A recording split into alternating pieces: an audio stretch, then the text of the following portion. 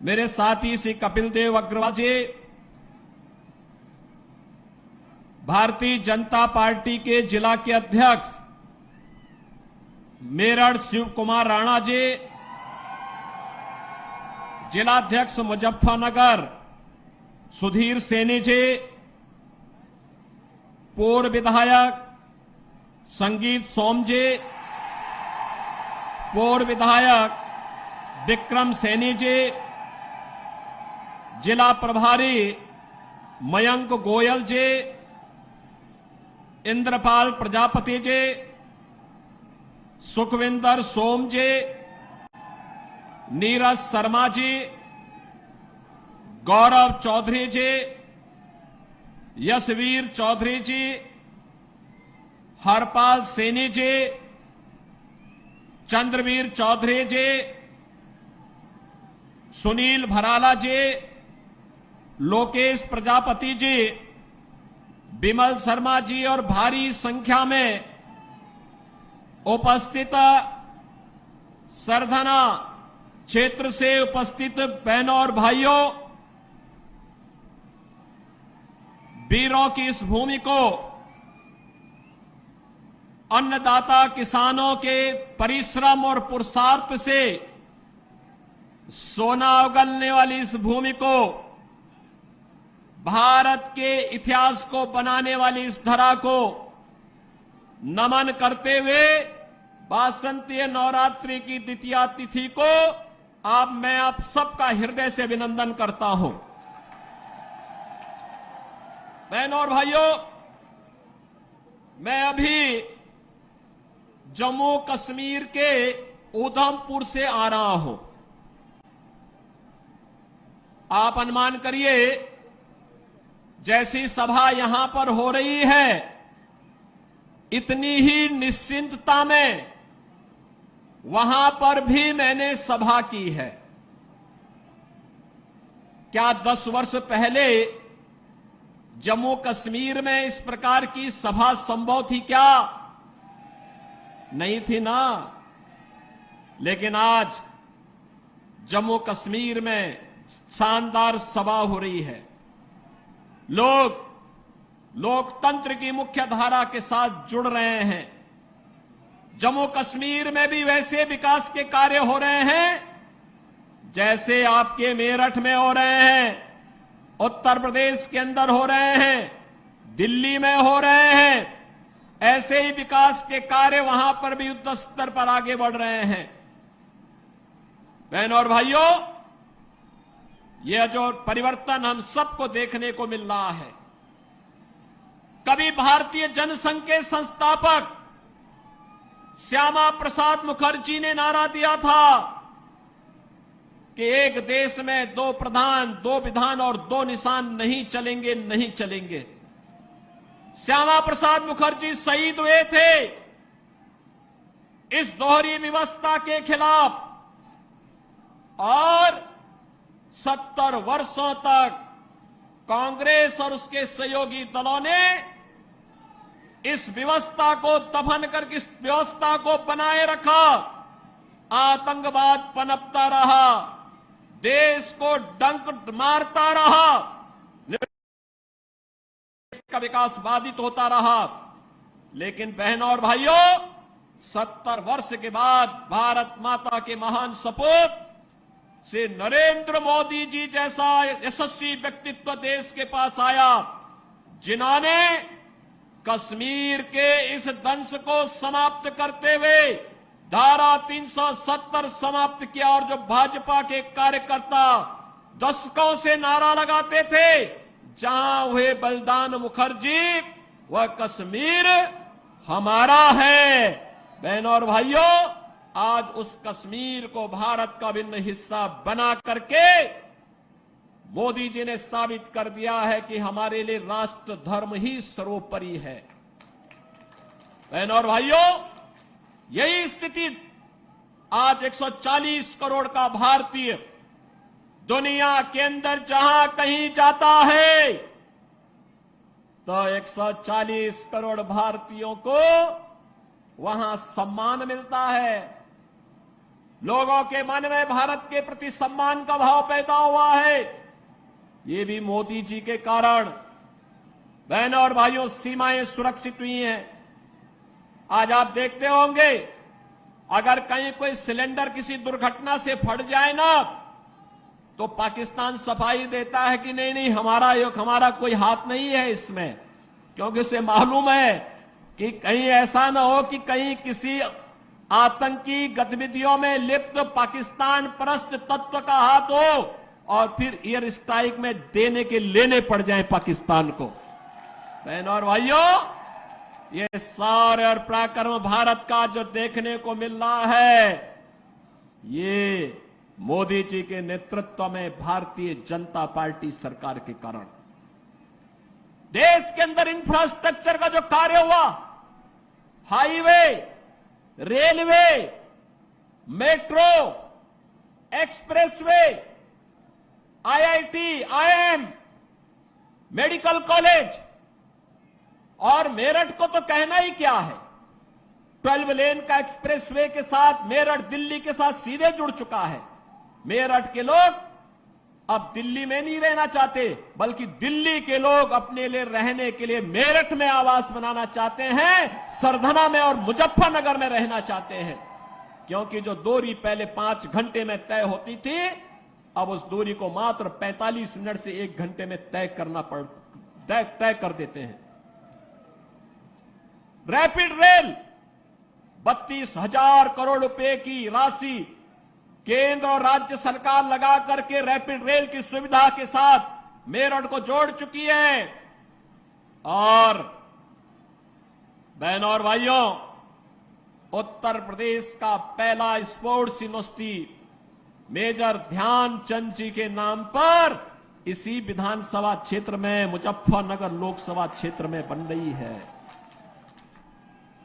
700 करोड़ रुपए की लागत से बन रहा विश्वविद्यालय। जो भी उसका मानक होगा वो इंटरनेशनल स्टैंडर्ड का होगा, कोई समझौता नहीं होगा। और वर्ल्ड क्लास यूनिवर्सिटी आपको हम लोग यहां प्रदान करने जा रहे हैं।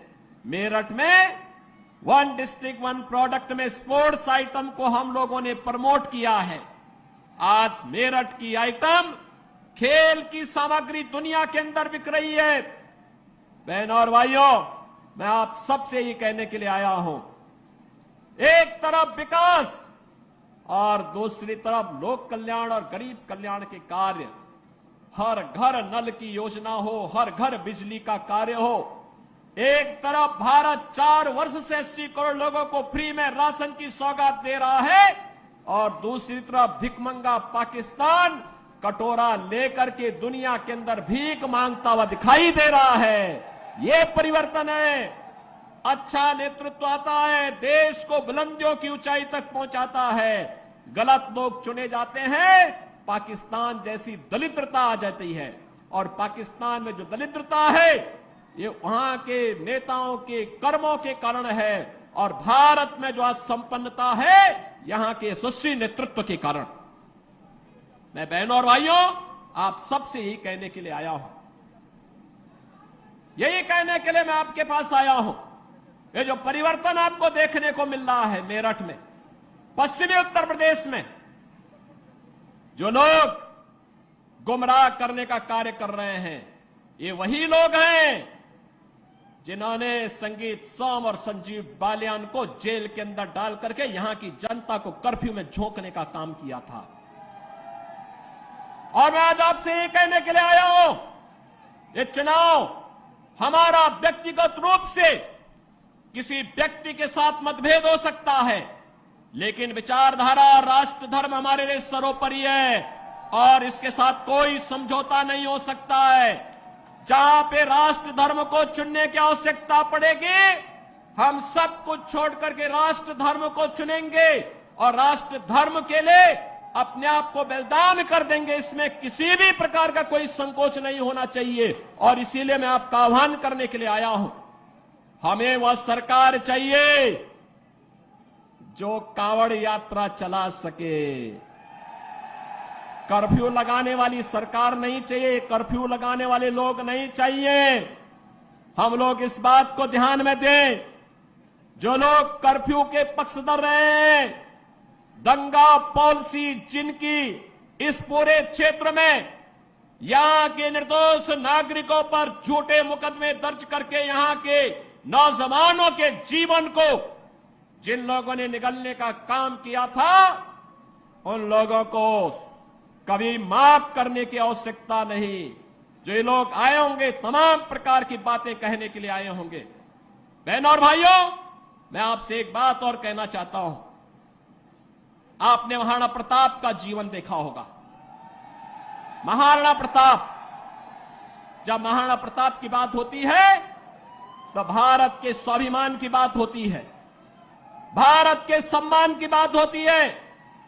स्वधर्म और स्वराष्ट्र के लिए कैसा बलिदान चाहिए। सत्ता नहीं, घास की रोटी खाएंगे, लेकिन विदेशी हुकूमत के सामने कभी सिर नहीं झुकाएंगे। बहनों और भाइयों, जिन लोगों ने कर्फ्यू करके इस क्षेत्र में बहन बेटियों की इज्जत को नीलाम करने का काम किया था, जो लोग यहां की बेटी और व्यापारी के जीवन के लिए खतरा बन चुके थे, उन लोगों को फिर से पनपने का अवसर मत दीजिए। वे लोग आएंगे, दुम दबा करके आएंगे, बाद में गिरेबान को पकड़ करके इस पूरे क्षेत्र में फिर अव्यवस्था और अराजकता फैलाने का कार्य करेंगे।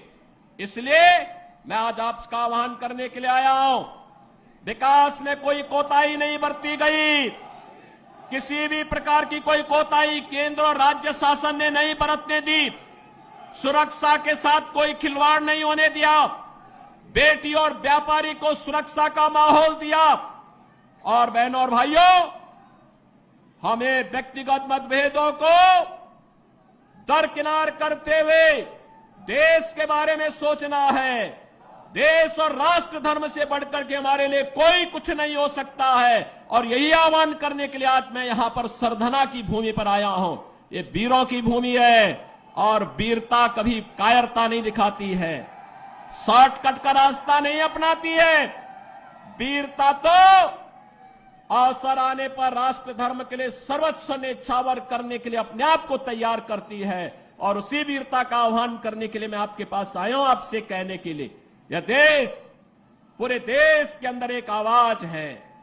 उत्तरो, दक्षिणो, पूर्वो, पश्चिमो, एक ही आवाज है पूरे देश के अंदर। मुझे 3 दिन पहले महाराष्ट्र जाने का अवसर प्राप्त हुआ था। उससे 1 दिन पहले मैं राजस्थान गया था।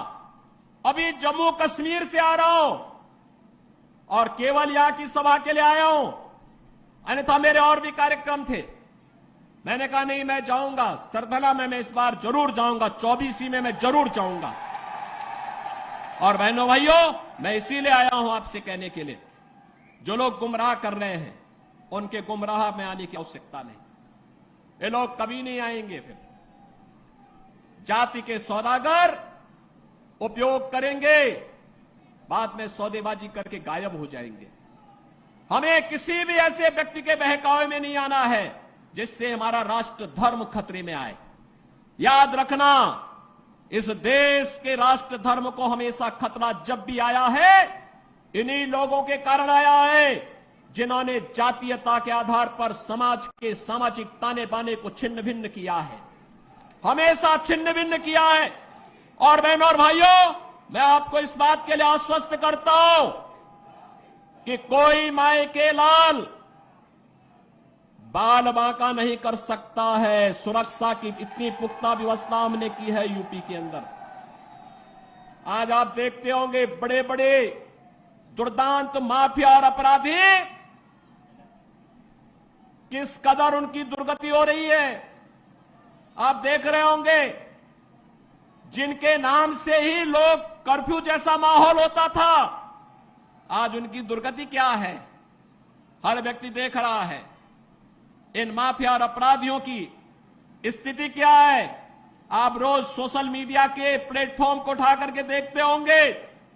एक दुर्दांत माफिया ऐसा भी था। बहनों और भाइयों, जब आज समाजवादी पार्टी की सरकार के समय चलता था तो मुख्यमंत्री हो या मुख्य न्यायाधीश, इन सब के काफिले रुक जाते थे और माफिया का काफिला निकलता था। और जब हमने कार्रवाई की उस माफिया के खिलाफ और उसको रगड़ करके कोर्ट के सामने प्रस्तुत किया तो उसकी पैंट गीली हो गई थी, उसकी पैंट गीली हो गई थी। और तब हमने कहा था उस समय उसको, हमने कहा था कानून को रौंदने वाले, आज कानून कितना बड़ा होता है यह एहसास हो रहा है कि नहीं हो रहा है। और निर्दोष लोगों को मारोगे तो मिट्टी भी नहीं मिल पाएगी। और बहनों और भाइयों, इसीलिए मैं आया हूं आपसे कहने के लिए, देखो जिनकी गर्मी हम शांत कर चुके हैं उनको गर्म मत होने दीजिए। अब इस क्षेत्र को विकास की मुख्य धारा के साथ जुड़ने दो। उनकी सबकी गर्मी शांत हो गई है, वे गए काम से। और इसीलिए मैं आप सबसे अपील करने के लिए आया हूं कि पूरे देश की एक आवाज है, पूरा देश एक ही स्वर में बोल रहा है और वह बोल रहा है कि फिर एक बार मोदी सरकार, फिर एक बार, थोड़ा जोर से बोलिए, यहां की आवाज दिल्ली तक पहुंचाइए, फिर एक बार मोदी सरकार। यह मोदी सरकार की जो गूंज पूरे देश के अंदर है, इस पूरी गूंज को घर घर पहुंचाना है। मोदी जी का प्रतिनिधि बन करके और स्वयं मेरा प्रतिनिधि बन करके आपको जाना होगा। सहमत हैं? सहमत हैं? हमें कमल चुनाव चिन्ह देखना है, हमें कमल चुनाव चिन्ह देखना है। आप सहमत हैं? सभी लोग सहमत हैं? बहनों और भाइयों, सरधना विगत चुनाव में संजीव बालियान जितने वोट से जीते थे उसके दुगने वोट से जिताने की जिम्मेदारी सरधना को मैं दे रहा हूं। और बहनों और भाइयों, आप जिताएंगे तो मैं दोबारा फिर आऊंगा, यहां पर आऊंगा, फिर दोबारा आकर के आपके साथ बैठूंगा और बैठ करके फिर आपसे चर्चा करूंगा। और इसीलिए आपसे अपील करने के लिए मैं आया हूं, ये जिम्मेदारी आपकी है। मोदी जी को तीसरा कार्यकाल मिलना चाहिए, क्योंकि मोदी जी के नेतृत्व में हमारा भारत ग्लोबल पावर बनेगा, दुनिया की एक बड़ी ताकत बनेगा। ग्लोबल पावर बनने के लिए विकसित भारत चाहिए, और विकसित भारत के लिए विकसित उत्तर प्रदेश चाहिए, और विकसित उत्तर प्रदेश के लिए विकसित मुजफ्फरनगर और विकसित मेरठ भी चाहिए। सहमत है ना? और विकसित मेरठ और मुजफ्फरनगर के लिए कमल चुनाव चिन्ह और भाजपा चाहिए। सहमत हैं? सभी लोग सहमत हैं?